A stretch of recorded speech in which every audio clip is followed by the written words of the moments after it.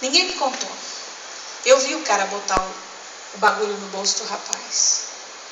E aí a bugrinha saiu de cena, levantou-se a Jaguatirica, que é outro apelido que eu tenho lá em casa, né? Que eu sou muito brava, eu sou muito espetada. Diz que todo pequenininho é espetado, né? Então eu sou, né? E eu fiquei indignada com aquele cara. Peguei ele pelo braço e falei, qual é a tua? Tu tá aqui para defender a gente dos maus elementos e coloca bagulho no bolso do cara. Ele olhou para mim como quem diz, quem ela pensa que é, né? Eu falei assim, olha, tu fecha teu bico, hein? Porque eu vi tu colocar o bagulho aí. E fui lá no baú do meu coração, peguei um monte de versículo que eu nem sabia que eu sabia de cor, que eu decorei lá na escola dominical com a dona Vani, e joguei na cara daquele homem. Foi soco de extrema direita, soco de extrema esquerda, pontapé, eu não cauteei o cara, gente. Quando eu vi, o cara estava cheio de lágrimas, saiu chorando da Praça 15, envergonhado, e o meu amigo botou a mão no bolso, tirou a maconha, cheirou, e disse, bugra é da pura. Não tem nem cocô de cavalo, bicho. Eu olhei para ele e disse, claro, tu pagou para ter esse lance, meu filho? Ele disse, não, né, bugra, tu viu como é que chegou na minha? Eu falei assim, meu filho, então a Bíblia fala que quem não trabalha não come. Tu quer te matar? Na boa, cara, vai te empenhar para isso, né? Tu não vai te matar nas minhas costas não, meu filho. Isso aí não te pertence, isso aí pertence à natureza. É assim, bugra, para, né? Nós vamos jogar isso lá na praia. Porque assim, tá bom, bugra, eu vou sozinho assim. Não, cara, eu sou crente, eu não sou burra. Né? Eu vou junto contigo lá. Porque a Bíblia fala, chorai com os que choram. Eu sei que é difícil para ti, que tu tá precisando de um bagulho. Eu sei que é ruim. Então vamos embora, eu vou contigo junto. Bugra, para, né? Vamos, eu toco até uma musiquinha para ti. Aí ele olhou para mim, bugra, para, vou cantar. Tan, tan, tan, tan, tan, tan, tan. Marcha de presidente da República, funeral, certo? Aí falou assim, bugra, tu é a mais pirada, cara. Não precisa nem de droga, tu tá muito chapada, cara. Eu falei assim, vamos embora. Tá. Aí quando chegamos na praia, ele jogou a maconha no mato, pode ir embora agora. Eu disse, não, meu filho, nunca usei esse lance, não sei se não dá para secar e usar. Não, eu fico até o fim, porque Jesus falou que a gente tem que amar até o fim. E assim, bugra, tu é xarope, né, cara? Nesse dia eu conquistei um amigo na Praça 15. Muitas vezes a polícia batia lá e eu não via. E uma vez a polícia chegou, eu não vi, e o Claro viu que eu não tinha visto, me pegou como se pega um saco de batata, me jogou no outro lado da praça e disse, bugra, tu não pode ir pro camburão, cara, tu é crente. Deu tchau pra mim, foi preso com todo mundo, ninguém encostava em mim se o Claro estivesse na praça. A gente ficou muito amigo por causa disso que aconteceu. E o Claro hoje ele é missionário, se converteu, acho que uns 4 meses depois, ou 3, que aconteceu isso.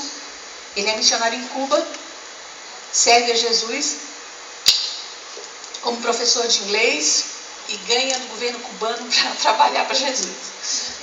Tá lá, servindo a Cristo. Tinha um rapaz na praça que ele não era um hippie, ele era um bandido.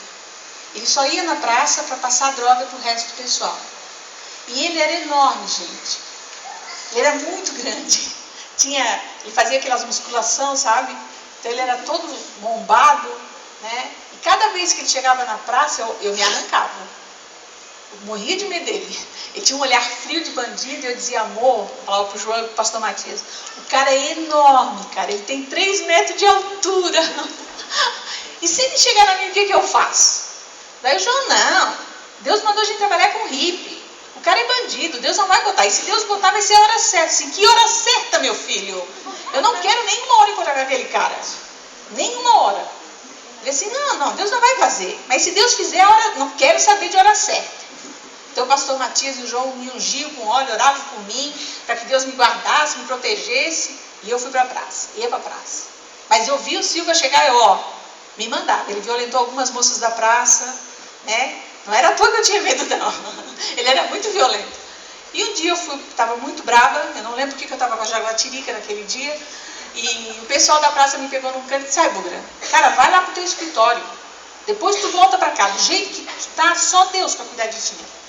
E eu fui pro meu escritório não é igual ao escritório do Projeto Israel hoje, né, que tem telefone, tem escrivaninha, era uma meia-lua que tem na Praça 15 de Novembro, onde tocava banda, coreto, era lá que eu dava aconselhamento, era lá que eu confessava os meus pecados, sentada no chão. E eu fui lá para o meu escritório, sentei lá para orar, para confessar os meus pecados. Eu nem lembro porque eu estava brava aquele dia. E naquela hora o Silva me procurou. E eu estava brava, né? Eu estava com a jaguatirica, certo? E ele botou o pequeno pezinho dele do meu lado, ploft, e começou a falar comigo. Você é tu que é a crente hippie? A que fala do amor de Jesus e patatim patatá? Eu estava brava, gente. Eu olhei pro pé dele, olhei para ele e disse, cara, eu tô numa, tu tá noutra, te pica, sai fora, te arranca. Aí ele, ué, não é tu que fala que todo mundo tem direito ao amor de Deus, o perdão de Cristo, patatim patatá? Eu olhei pro pé dele, olhei, falei, cara, tu não entendeu não? Eu tô numa, tu estás noutra, te pica, sai fora. Aí tirou o pequeno pezinho do meu lado e se sentou do meu lado. A hora que ele se sentou, gente, eu estava muito indignada. Eu queria amontoar no pescoço dele. E eu olhei para ele para amontoar e disse, cara, Bugra, tu é crente, Bugra, tu é crente, tu me encarou, Bugra, todo mundo tem medo de mim, tu é crente, Bugra. Aí eu lembrei que eu era crente. Eu disse, meu Deus do céu, corri com o cara, fui grossa. Uma das músicas que eu mais gosto evangélica é Nosso Deus é Soberano. Eu vejo a soberania de Deus na minha vida desde a escolha dos meus avós, até momentos como esse, onde Deus consegue transformar um erro em bênção. E nesse dia eu conquistei o respeito do Silva. Ele passou a nos admirar, a se relacionar com a gente, comigo e com o João. Ele, cada vez que ele ia na praça, ele dava um jeito de levar Coca-Cola para mim. Nessa época eu tomava muita Coca-Cola, hoje eu não tomo mais, né? Mas nessa época eu tomava muita Coca-Cola, ele levava Coca-Cola, levava pizza. Ele dava um jeito de encostar na gente, de vez em quando ele levava a gente para almoçar fora. Ele tinha grana, né? Porque ele fazia tráfico. Aí a gente ia almoçar com ele, né? Então a gente ficou muito amigo. Só que o Silva, ele era muito duro mesmo, né? Ele era bandido mesmo. E um dia ele levou a gente para comer num restaurante natural chamado Sol da Terra, em Floripa. E a gente foi eu e o João com ele. E nesse dia, eu toquei na ferida do Silva. Eu disse, Silva, tu é altos gato, cara. Tu podia ter altas gatinhas para namorar. Por que tu tem tanta raiva de mulher, meu filho? Eu falei assim, que nada, Bugra. Mulher nenhuma presta. Eu disse, Silva, não pensa assim. Não acredito que tu pense assim. Não, Bugra, só tu que é noiva do João e é fiel pro cara. O resto é tudo mal cantada, Bugra. Nenhuma presta. Eu disse, Silva, eu não acredito que tu pense assim, cara. Eu conheço um monte de senhora, um monte de mina, um monte de gatinha que é gente boa, meu filho. Assim, nada, Bugra, tudo uma camada de vagabunda. Eu estou substituindo o termo que ele usou para não ofender você. Eu disse, não, Silva, não pensa assim. Daí ele olhou para mim, acho que pela primeira vez na vida, ele abriu o coração para alguém. Ele disse, Bugra, eu não sei quem é o meu pai. A minha mãe é uma prostituta. O olho dele encheu de lágrimas, gente. E ele olhou para mim e disse, Bugra, eu não quero que ninguém me veja chorando, porque homem não chora. Eu disse, olha, Silva, quem não chora é banana. Homem chora, meu filho, chora. E a hora que ele chorava compulsivamente, eu botei a cabeça dele no meu ombro. E quando eu botei a mão na cabeça dele, ele chorava muito. Eu imaginei o Silva com 2 meses de vida, querendo o seio da mãe para mamar. Só que a mãe do Silva não podia dar o seio para ele, porque ela tinha um cliente para atender. Aí eu imaginei o Silva com 2 aninhos de vida, com medo do escuro, querendo que a mãe acendesse a luz do quarto para ele, ou ficasse um pouquinho com ele até ele dormir novamente. Só que a mãe não podia acender a luz do quarto, e muito menos ficar com ele um pouquinho, porque ela tinha outro cliente para atender. Aí eu imaginei o Silva com 7 anos de vida, indo pela primeira vez numa escola pública. O Silva não era uma boa companhia para as outras crianças, porque ele já era um infrator da FEBEM, fruto da Praça da Sé de São Paulo. Ele não prestava, ele era o filho da prostituta. Aí eu imaginei o Silva com 13 anos de vida, procurando a primeira gatinha para namorar. Não tinha gatinha para o Silva, porque ele era muito violento. Ele era o filho da prostituta, era infrator, tinha passagem pela FEBEM e era fruto da Praça da Sé. Aí eu imaginei o Silva com 18 anos de vida, procurando o primeiro emprego. Não tinha emprego para o Silva. Tudo que a polícia queria é que ele fizesse 18 anos. Porque daí poderiam colocar ele dentro da cadeia ou matar. Afinal de contas, ele era fruto da FEBEM. Era fruto da Praça da Sé. Ele era filho da prostituta. E ele era negro. Naquela hora, gente, me deu uma dor tão grande por dentro, tão grande. Eu disse, Deus querido, que sociedade nojenta, Pai. Que sociedade nojenta. Que igreja omissa, Senhor. O Silvio é um monstro. Ele é horrível. Mas que culpa ele tem de ser o que ele é? Quais foram as chances que ele teve para ser um pouquinho melhor?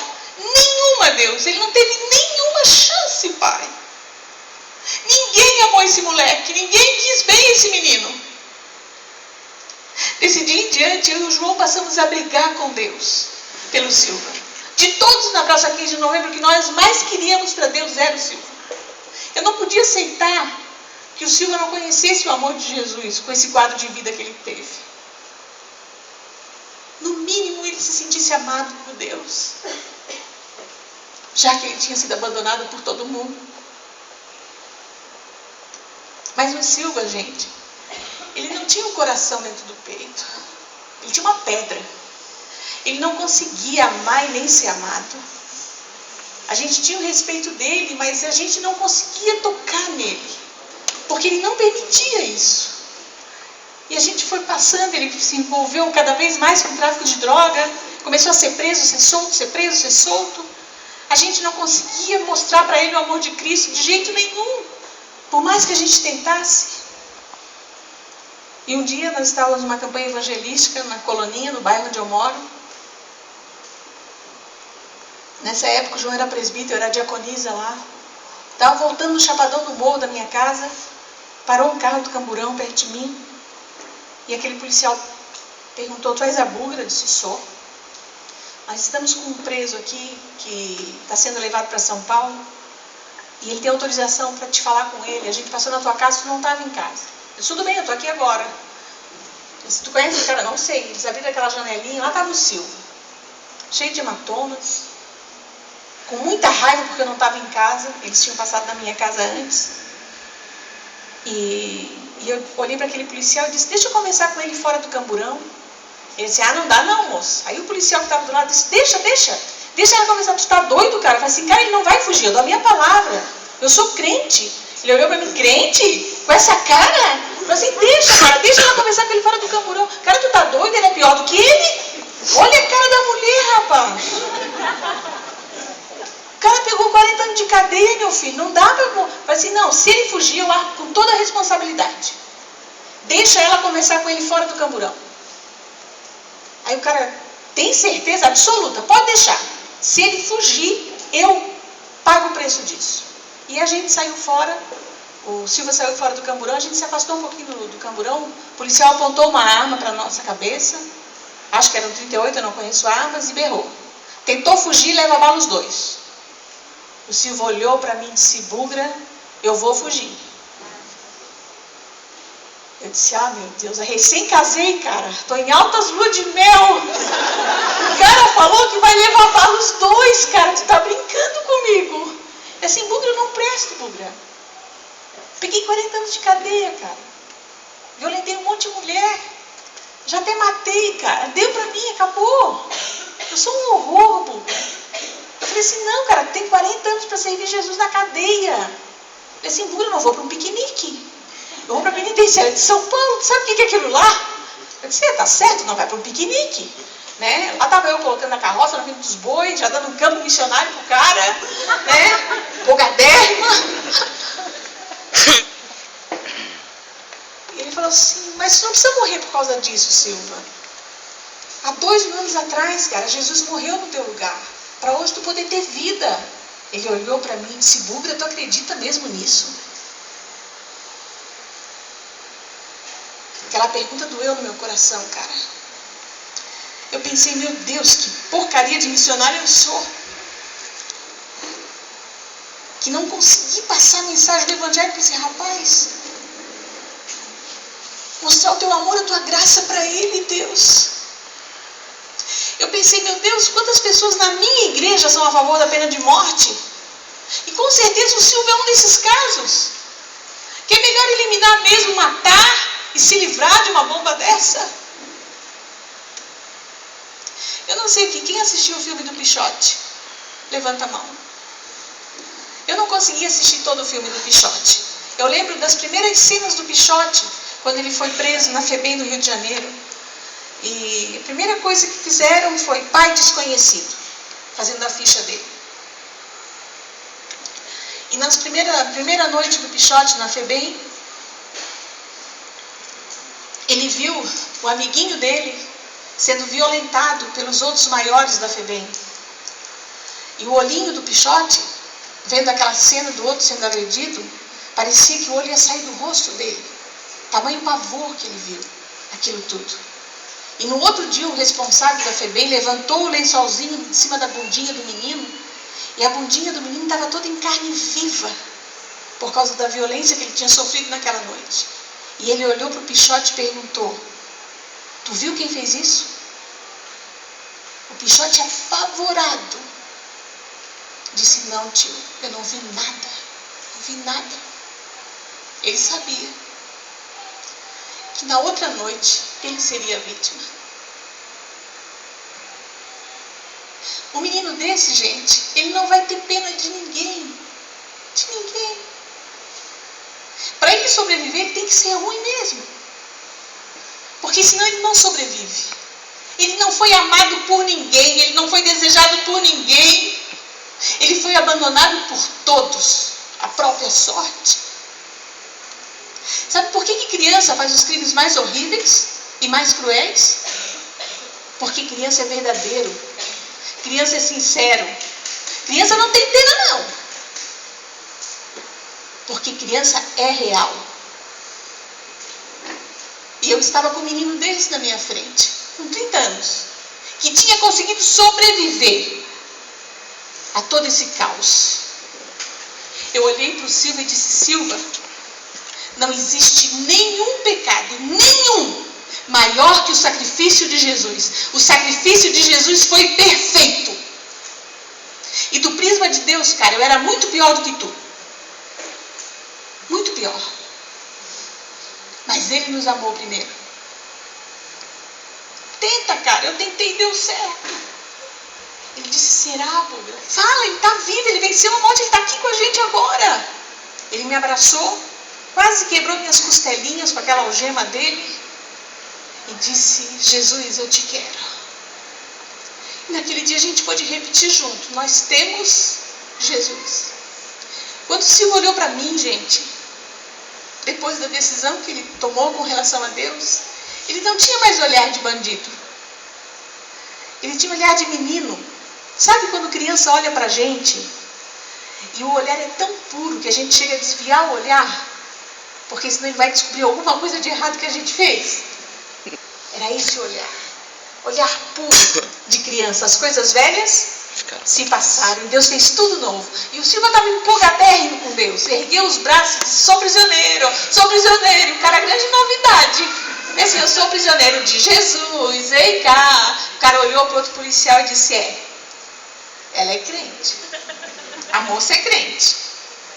E quando eu cheguei no Camburão, gente, o policial que me ajudou tinha escrito esse bilhete. Esse bilhete estava escrito quando eu cheguei lá. Eu vou ler para vocês.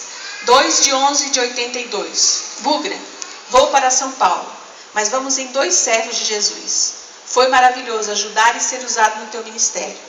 Talvez você não saiba, mas me converti naquele dia que você defendeu aquele moço que eu tinha colocado maconha no bolso. Tanto eu quanto Silva vamos servir a Cristo. Eu como policial e ele como prisioneiro. Vamos lutar pela causa de Jesus. Somos irmãos em Cristo e servos de Cristo todos os dois, teus filhos. Eu orientarei o Silva na cadeia nos primeiros passos. Um abraço dos irmãos e filhos em Cristo, Silva e João Antônio. Eu não sei se vocês percebem o que o cara fez. Estava eu e o João lá, barrigudo, 9 meses, pronto para ganhar o filho na fé. E o cara, pela fé, fez o parto. Amém. Porque quando eu cheguei no Camburão, o bilhete estava escrito, gente. Antes do Silva confessar Jesus, ele colheu o fruto. Amém. Que fé! Que monstro! Que cara especial! O Silva foi para a cadeia. Ficamos 2 anos sem nenhuma notícia dele. E eu contei isso num chá de senhoras da minha igreja lá no Estreito.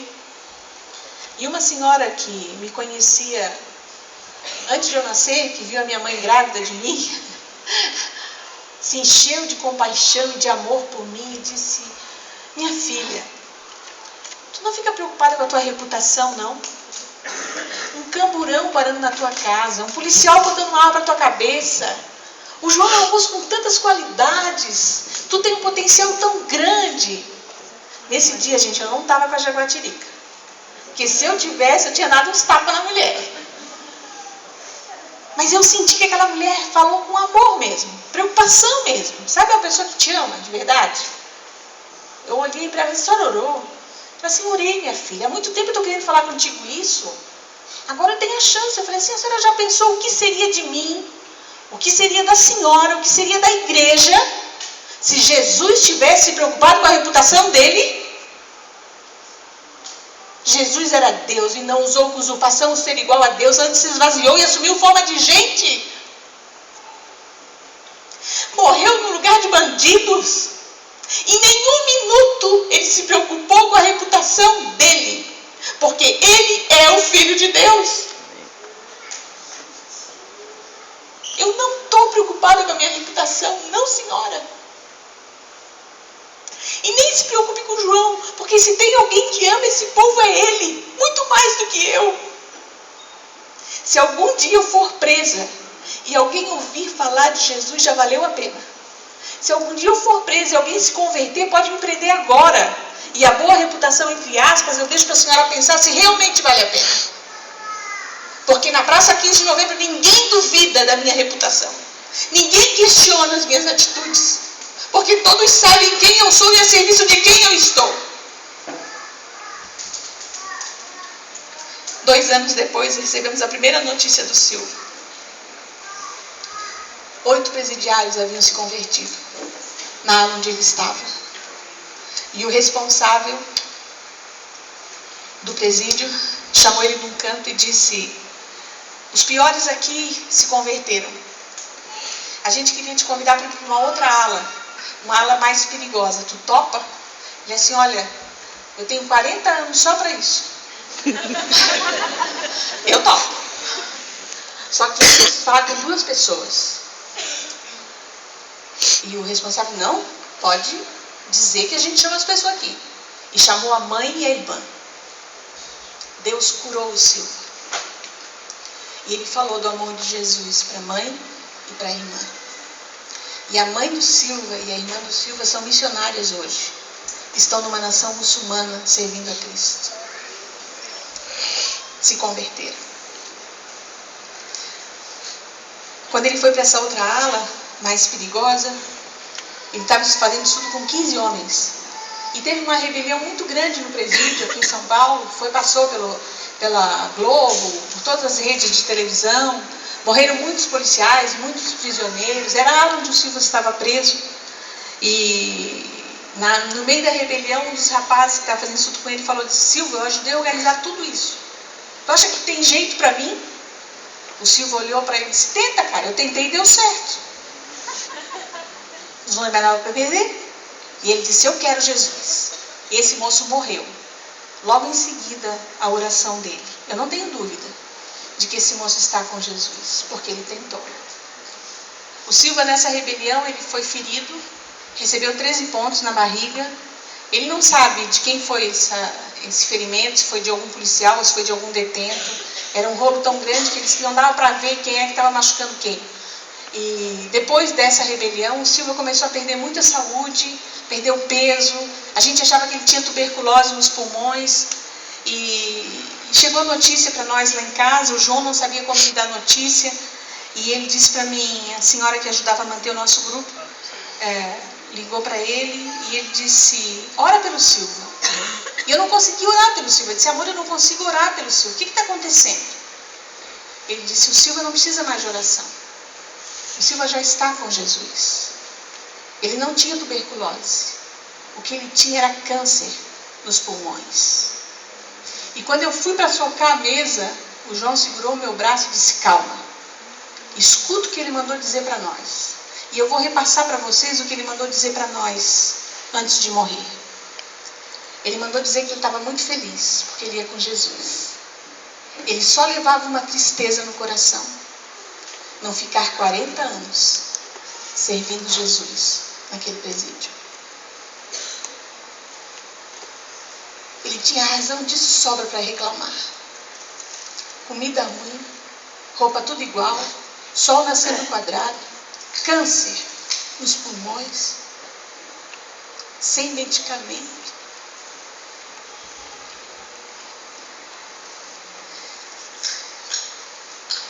Mas independente do que Deus desse para ele, Deus era suficiente para o Silva. Nós reclamamos do tempo, reclamamos da roupa, reclamamos da comida. Nós somos tão absurdos que nós somos capazes de reclamar por ter